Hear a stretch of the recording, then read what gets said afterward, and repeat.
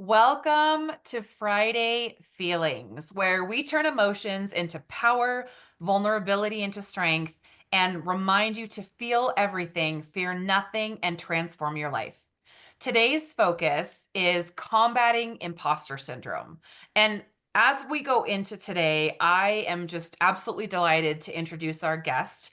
Bayron and I met through back channels. We've been connected now for a couple of years. He has his own podcast, Customer Success Talks, which has been wildly successful. And Bayron is also a participant of the very first Emotional Intelligence Bootcamp that I did. So I'm delighted to introduce Bayron Toruno. Toruno, correct? No. Well, it could be like in English and anything that is not Spanish is Toruno, but in Spanish Toruno. will be Toruño. Toruno. Oh, I like that. I want to get better at pronouncing people's names the right way. Well, thank you so much for joining me, Bayron. I would love for you to just share a little bit about you and why you were willing to come be a guest today. Yeah, absolutely. Well, first of all, thank you very much for the invite. It's super exciting to have a place where we can talk about this. I think it's imposter syndrome is something that we are sometimes scared to talk, and I know I with time and as more I'm aware about this and more I talk about it, I notice that there's a lot of people going through the same either imposter syndrome or anything else in life. So it's nice to be here, and I'm super happy to be in your podcast, Janelle, and talking one more time about being vulnerable. Yeah, I appreciate that so much. So let's first start with when you say imposter syndrome for you, what does that mean? That's a good question. I was actually thinking about this before, like, preparing for the episode, and the definition for me is just not giving myself time to digest all the success or to digest the present. Why am I saying this? Because sometimes it's not necessarily imposter syndrome itself. It's not necessarily lack of confidence. It's just that you are going through something new, either a new project, a new country, a new language, a new Mm. behavior, a new um, job that you have, right? So it's just about maybe change management too. I love that. That's a really unique perspective on imposter syndrome. And I'm curious, can you give us an example of something recently that triggered those thoughts or emotions? What was the circumstance and how did you work through that in the moment? So recently, I will say maybe 5 minutes ago, I think I'm still recovering about this. I'm still recovering. Okay. Okay. But like I said, this is something that it will not disappear. It will always be with us. It's like when you have fear, when you're nervous, it's just an emotion that comes from decades. It's telling you something. Yeah. So it's about knowing how to work with it. And I can tell you that the first time that I met this term, imposter syndrome, was almost 2 years ago when I recently moved to Germany, actually. And I think that since the day I moved to Germany, moving from another country, another weather, language, culture, food, etc., from a tropical Costa Rica to a big country with a lot of culture and so on, that process triggered me something that I didn't know how to manage, and I didn't know how to identify it. I also was new, again, new, not only in a country, but in a new company, international people around. That's a lot of new. It's a lot of new. But then I was not feeling well. I was not feeling well, but I didn't know what was the issue. Mm. And then I decided to talk about this with one of my colleagues. And she said something really, really interesting, Janelle. She said, we just have to live the present. And then in the Mm. company, they have that old company, they had like every a quarter meeting personally. And then we all talk about something. And I decided to talk about this with another colleague who was going through the same. And that's when I met this imposter syndrome. And since Mm. then, I'm aware of it. I love that. What do you think is a core cause of imposter syndrome? Like when you break it down to the root cause, what's the key driver behind imposter syndrome for you? Trying to be perfect. Ah, perfectionism. That's one. Yeah. I think that the other one is not taking the time to digest what you have done. Like not being able to because syndrome, it's doubting of your skills, accomplishments, despite the clear evidence of the success. And that's the part that I want to highlight, despite the clear evidence of our success. So why are we scared of eventually being exposed? Exposed to what? You Mm. know? So that fear is because we want to be perfect, and maybe we're comparing, or I'm sorry, I was comparing to other people around me too. Mm. So, did that expectation of perfectionism come from a place that you've been able to recognize? Mm, that's a good question. I haven't been able to recognize that yet Hmm. Maybe something because for you and I to work through sometime. those are really good questions. I haven't thought about it. I have been always really curious, and I think that this thing about being really, really curious, Janelle, makes you ask a lot of questions, makes you learn a lot, but at the same time, when do you have time to digest all of that?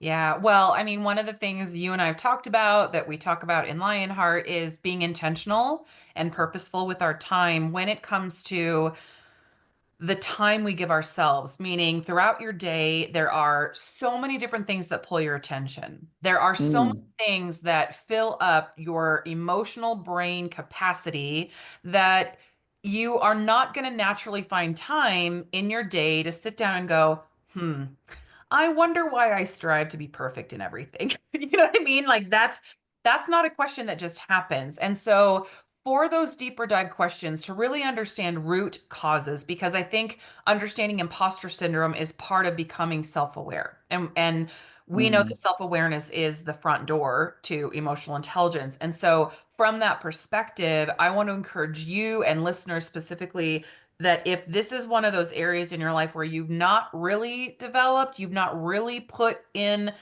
thoughtful and intentional time into asking these difficult questions, that is really where you start with self awareness because you're asking these questions that are self defining. You, as an individual who seek perfectionism, you weren't born that way.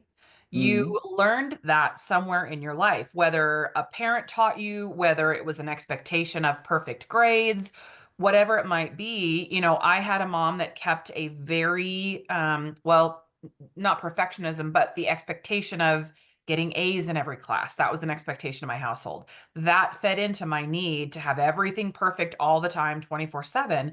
And it's something that, as I've worked through my own imposter syndrome and digging into the whys and root causes of my life, it's still something I struggle with. I know that it's there. I know where it came from, but I still catch myself going, why am I trying to be perfect in this area? Oh, yeah, that's right. This is where it comes from. Okay, I got to get past that and just accept it. So, from that perspective, then I'm going to ask you, what do you think the difference is between feeling unworthy, imposter syndrome that says, I'm not good enough, I'm not lovable, and being unprepared?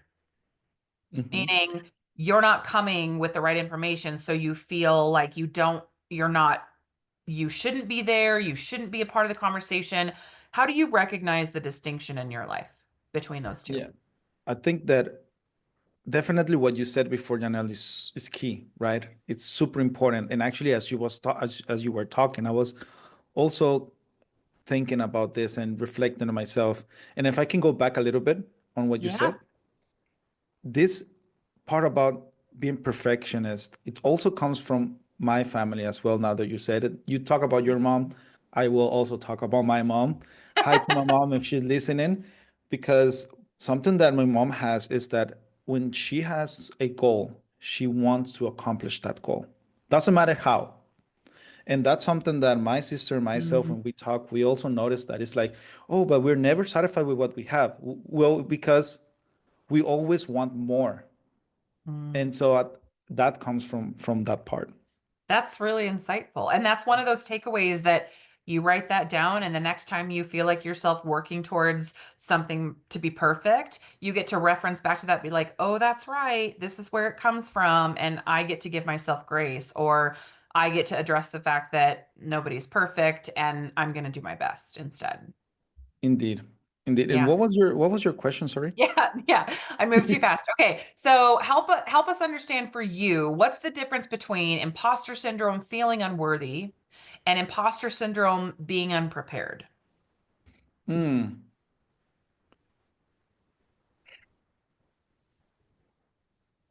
I will say it's about self-awareness. Well, like you know yourself by taking the time to rest and analyze what you have reached. So it's like if you take a paper and you track your quick wins, then it's easy for you to remember versus not having visually because we are visual human beings. Yes. So having that and going back constantly, if you want to have it somewhere visually great, or if you can have one or two or three always in your mind, I think that that's definitely the part. And if you're not prepared, well, it's not about not being prepared. It's about the intention of curiosity that you're going to bring. I love that. And that's definitely something I talk a lot about, which is the work that we need to do, the Mm, language that we need to adjust our minds to using about ourselves. That change doesn't occur just thinking, right? It starts with thinking, but if you leave it in your brain, the chances of you remembering all of it, the chances of you tracking your wins and remembering those really critical, insightful thoughts you had are low because again our minds are consumed with so many other priorities. And so one of the things I teach in that practice is write it down. Whether you're a journalist, whether you write the dear diary, entry, whether you have a gratitude journal, whether you have a like you said, a quick win list of all the accomplishments that you're really proud of, you got to get it out because again, what I found is the way that I think and then how I write something down are two very different things. yeah, You know what I mean? And to yeah, see my words makes me go, oh, I don't think that that's how I really feel. Or, well, I was thinking this and then I was writing it. They're two different things. So I love that you've highlighted that because I think it's one of those tools that I did not realize how impactful it could be. yeah. And sometimes we also don't set realistic goals. Sometimes. Or I keep saying we. I will say I myself. I'm going to talk about myself. I think Yeah. goals are sometimes that I said are really not realistic, and so why not creating a big goal and then creating small, easy goals towards that, right? hmm so I want to kind of shift us into talking about the hidden costs of imposter Mm, syndrome, right? yeah. How when you have unresolved imposter syndrome, it leads to things like burnout. It can hinder your ability to identify opportunities for growth, and it creates chronic stress in the long term, right? So, what have you seen on a personal level, the cost of your imposter syndrome? Not being in the present, Mm. just not being present. Because I was also scared to make mistakes. When I started the podcast, I was editing every single word that I was um, saying, and only mine, not about the other hosts or not the guest. I was editing mainly my words. So Mhm. nowadays that doesn't happen, and now I live more in the present. I'm more aware as well, and I think that this change. No, I know that this change came after your bootcamp because I became more aware. But having this fear of making mistakes, it's just something that how can you fight Yeah. against that if everyone will, Yeah. will all make mistakes? Yeah. Well, I mean, to address that, the bigger word you use, which is fear, right? Hmm. Fear is the primary root cause between or behind most negative emotions. Fear, when you let fear drive your emotions and your behavior, the end result is never good. And so I'm curious, have you, I'm trying to think of how to phrase this. Um, has self-doubt and imposter syndrome led to self-sabotage in your life? 100%. And not only that, like imposter syndrome is basically the first step for depression and burnout because Mm. I want to prove someone that I'm better than someone. Mm. So it's just the first Yeah. step. Yeah. So talk me through an example. Give our listeners an example of, okay, I had this thought, the imposter syndrome thought, and these are the emotions and the behaviors that followed, and it ultimately led to me self-sabotaging this. So the clear example was the podcast. The podcast has been a whole experience, a whole journey for me, personally, also professionally as well.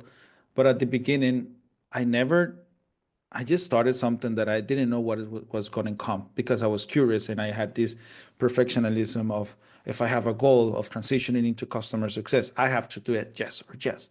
So that's how I found out about trying to record episodes and bring them to the world. But that means that I was trying to invite specific people that I have had always followed and learn from them.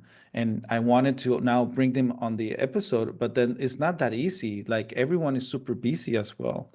And that not being able to do something was making me feel bad and doubting myself. So you see Mhm. how not doing realistic goals because it was just my first second episode, not making that realistic post, and then that makes me generate that negative thoughts. And negative thoughts is something another episode as well. Like we can invest another 30 Yeah. minutes. Yeah. Yeah. So, But so yeah. what was the self-sabotage piece? Mm, what do you mean with that? So self-sabotage means I mull over something that is negative so often and so consistently that the end result is a complete disaster because I led myself to that negative result. Hmm. Burnout.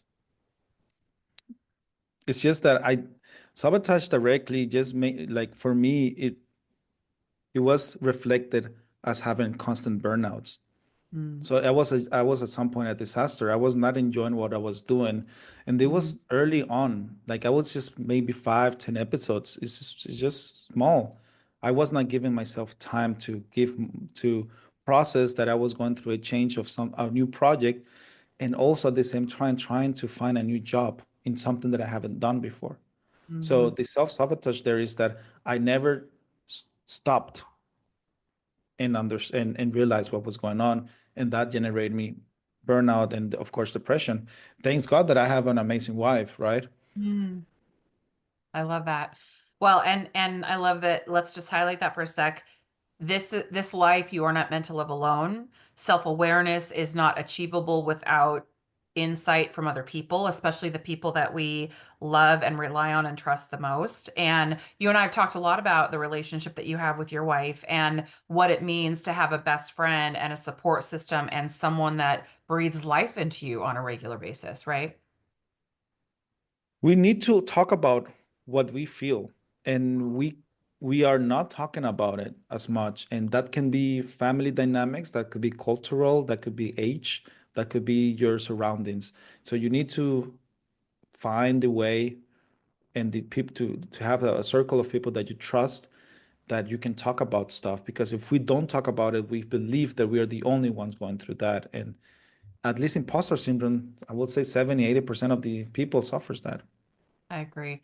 So I want to shift our mindset into let's get beyond the self-doubt mentality and let's talk Mm-hmm. about how to rewrite your narrative. So you talk Mm. about the boot camp and where you kind of began mentally and emotionally with the boot camp, learning the skills and the tools to ask the difficult questions, be introspective and reflective, and ultimately led you to the place that you're at today. So I think a lot of that is identifying the limiting beliefs that you had about yourself and then replacing them with affirming truths, right? The truth Mhm. about who you are. So, walk us through that process a little bit.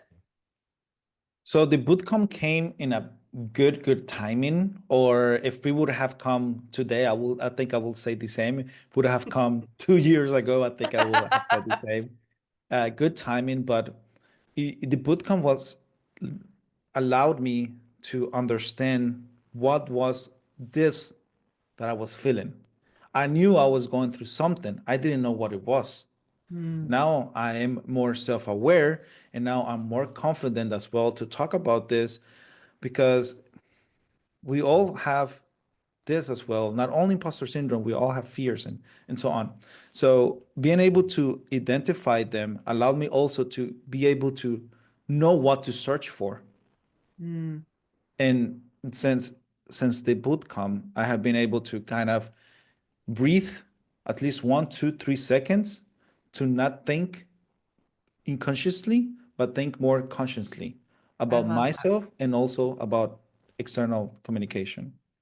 Give me one or two beliefs that you had about yourself that were limiting on who you are and your capabilities before the boot camp.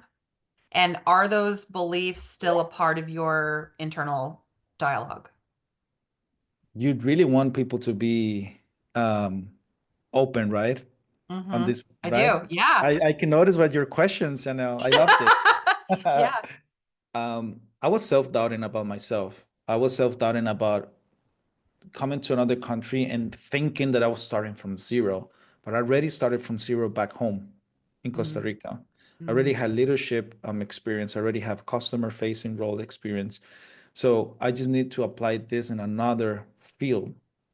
Now in customer success, it was something new. So I was constantly um, doubting of myself because I always felt that I was not enough. So when I now am able to learn how to talk with myself and use the logic for those negative thoughts that come to mind, that now change. And that I think is key, because after your bootcamp, Janelle, I was able to increase my confidence, which means that I was more in my present, which means that I was able to talk to myself and manage those negative thoughts. Before I was trying to hide them. Now I'm trying to understand them. So it's a mm. constant conversation, but now it's not, I'm not burnout anymore. You know what I mean? Yeah, I love that. Well, because we're into our last couple minutes, can you give our listeners, if there's a listener today who is resonating with everything that you say, and they're like, I just don't know where to start, or offer best practices or tips that worked for you to get you to the place that you're at today? Mm. I would answer this thinking of who I was a couple of months ago, or before the bootcamp. And I will say to myself to listen what your mind is saying and your feelings, because they are there for something, Mm, but learn how to deal with that in a logical way. That's it. I mean, what is logic? I think is each one of us have our own background, but as much as we are able to get out of our comfort zones, we have more information around us to prepare us better for something. mhm. So I will say that stop comparing to yourself if you're comparing. I mean, stop comparing to others if you're doing that, and just take the time to breathe and write down what you have accomplished. Well, we the saying is that comparison is the thief of joy, right? Mm. But let's break that down into a tactical offering. So, what's one thing that a listener can take away and do today to start to move in the direction of becoming more self-confident and quieting the voice of imposter syndrome? There's a technique that I learned from your bootcamp called 4-3-2-1 technique. Five, four, three, two, one. Don't Five. forget the five. Yep. But sometimes the fifth one, that's why I keep it into one and then break it down Okay, into okay. two. All right. All right. Walk us through your 4, 3, 2, 1, Baron. So with this technique is basically you are um, distracting your mind. And this is something that I'm not using anymore because now I feel that I'm more confident. But at the beginning, it was a good way to start. So basically, is that if you have a negative thought or if you feel anxious for something or anything is triggering, you can use the 4-3-2-1 technique. Four things you can see, three things you can touch, two things you can hear, and one thing you can either smell or taste. This was the debate before. So this is something that you can use, and just by taking maybe 10-20 seconds of your time, and it will be something that you will see how it's going to slowly help you.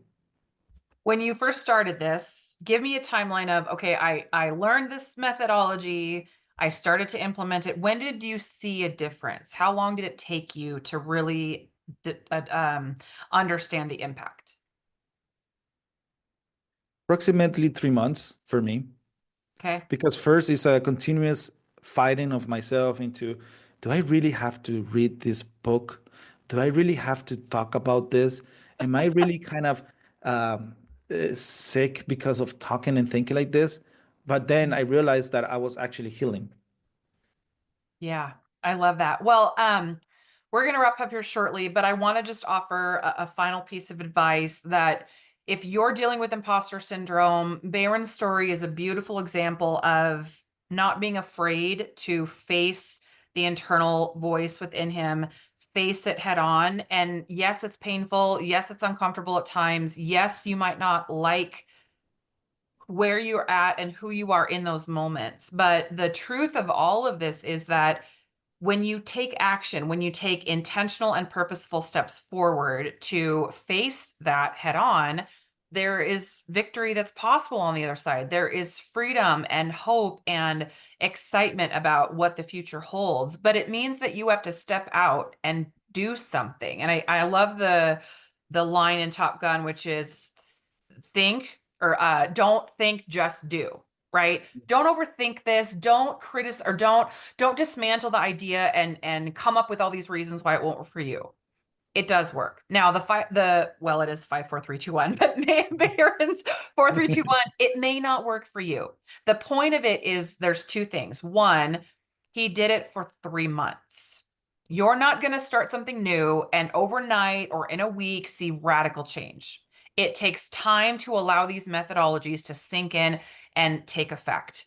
And two, he did something different.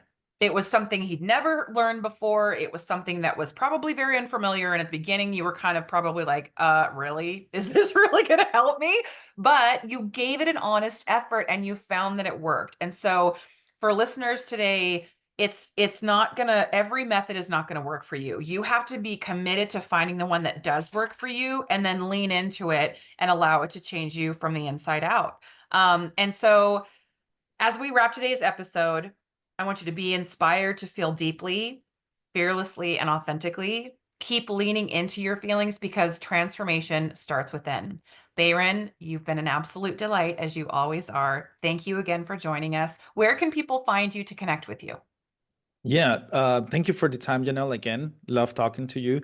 As always, hope I can meet in person one day. And people, you can Hey, find don't me. say someday. It's going to be that second or the third week in Oh, January. it's it I'm coming confirmed? your way. It is Is it confirmed. confirmed then? Okay, perfect. So see you in a couple of Yeah. weeks, basically. Yeah. And everyone, you can find me on LinkedIn. I will be there. I will always do my best to answer every message. So And yeah, Customer reach out. Success Talks, you can subscribe to the Customer Success Talks podcast. Where can they find Yeah. you?